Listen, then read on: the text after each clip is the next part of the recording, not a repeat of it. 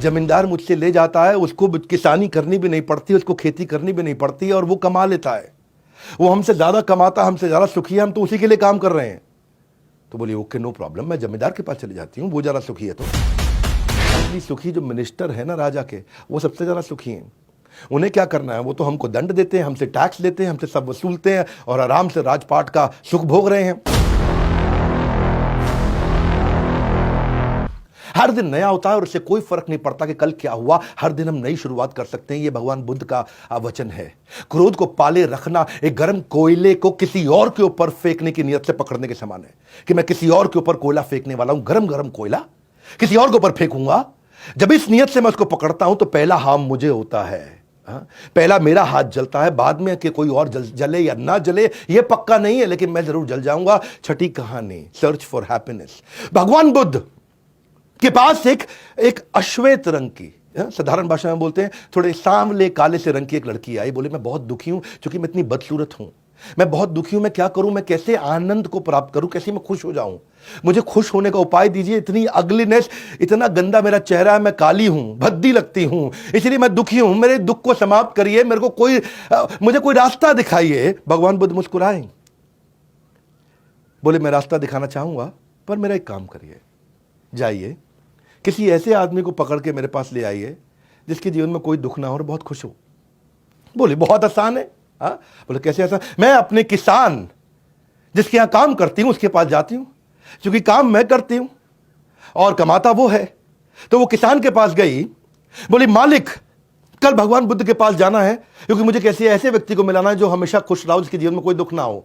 तो मालिक कल आप मेरे साथ चलिए। तो किसान ने बोला कि भाई मैं तो खुद ही बहुत दुखी हूं, मैं कैसे चलूंगा, मैं आपको डिसअपॉइंट नहीं करना चाहता।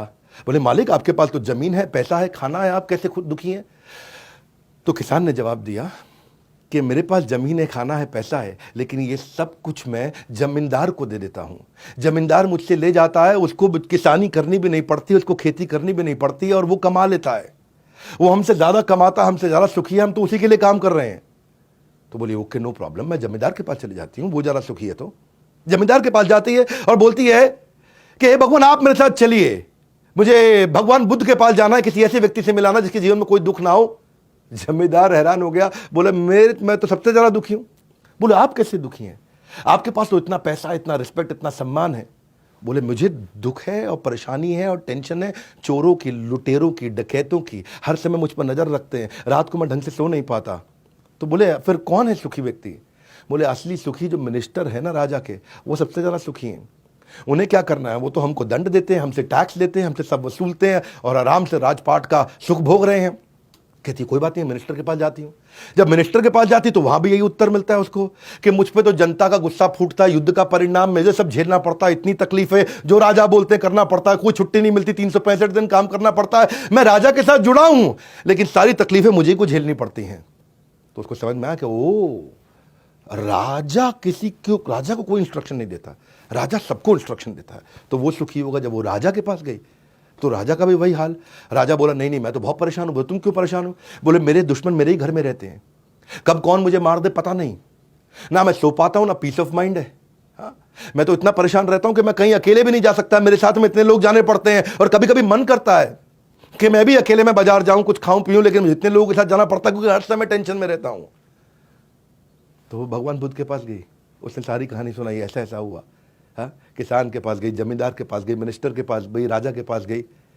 तो भगवान ने बताया उनको कि यही असल में लेसन है कि आपको जो सुख मिलेगा वो कहां से मिलता है? सुसुखम कर्तुम अव्ययम। असली सुख कब मिलता है? जब राज विद्या राजगुह्यम पवित्रम इदम उत्तमम। जब आपको राज विद्या, वो सीक्रेट विद्या, वो ज्ञान आपके अंदर प्रज्वलित होता है। खुशी पाने के लिए खुद प्रयत्न करें, दूसरों पर निर्भर ना रहें। जो मनुष्य लगातार शिकायत करते रहते हैं वो कभी खुशी नहीं रह सकते।